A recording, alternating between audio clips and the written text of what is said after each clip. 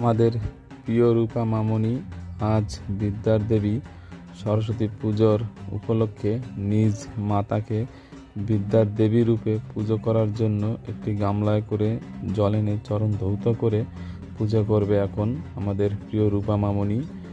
আর আমার আদৌ বিশ্বাস বিদ্যার দেবী আছে কিনা হয়তো আমার কোনো ধারণা নেই। আমার এইটুকু বিশ্বাস বিদ্যার দেবী যদি থেকে থাকেন প্রতিটি মায়ের মধ্যেই সেই বিদ্যার দেবী বিরাজমান। আর প্রতিটি শিক্ষা প্রাঙ্গণে যে শিক্ষক শিক্ষিকা যারা আছেন তাদের মধ্যে সেই সরস্বতী মা বিদ্যার দেবী বিরাজমান থাকেন। তাই সেই মাস্টার বা শিক্ষক শিক্ষিকার বিদ্যার আশীর্বাদেই আজ আমরা সবাই এই পৃথিবীতে আলোকিত হয়ে থাকি। তাই আসুন আমরা সবাই নিজ মাতাকে ও শিক্ষক শিক্ষিকাকে বিদ্যার দেবী রূপে পূজা করি। এখন রূপা মামনির ভোগ সাজানো হয়ে গেছে, আর এই ভোগ সাজিয়ে ধ্বনি দিয়ে রূপা মামনি এখন নিজ মাতাকে পুজো করছেন। সরস্বতী পুজো বিদ্যার দেবী রূপা মামনি যা কিছু শিখেছে এই মায়ের কাছ থেকেই ভালো মন্দ শিখেছে রূপা মামনি। আর ঢাক ঢোল বাজিয়ে রূপা মামনি আজকে পুজো করছে।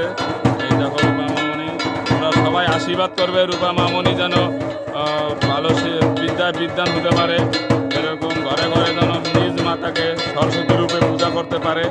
আর সরস্বতী মা বিদ্যার দেবী প্রতিটি মায়ের ভিতরে বিরাজমান থাকেন। তাই আজ রূপা মামনি পাগলচাঁদের নিয়ম অনুসারে নিজ মাতাকে সরস্বতী রূপে পূজা করেছেন। জয় পাগলচাঁদ।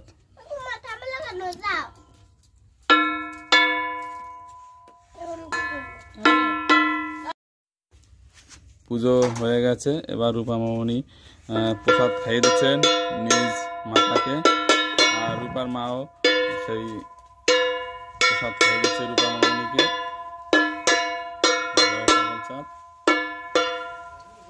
এবার দক্ষিণা দিয়ে নমস্কার করতে হবে। নমস্কার দাও মা, এখানে এখানে বকে থাকলে এবার নমস্কার দাও বসে। হ্যাঁ নমস্কার দাও। হ্যাঁ এবার আশীর্বাদ চেয়ে নাও, মার কাছ থেকে আশীর্বাদ চেয়ে নিতে হয় নমস্কার দিয়ে। মা ভালো বিদ্যা মনে যা চায় সেগুলো বলে নাও। দেবে রূপা এবার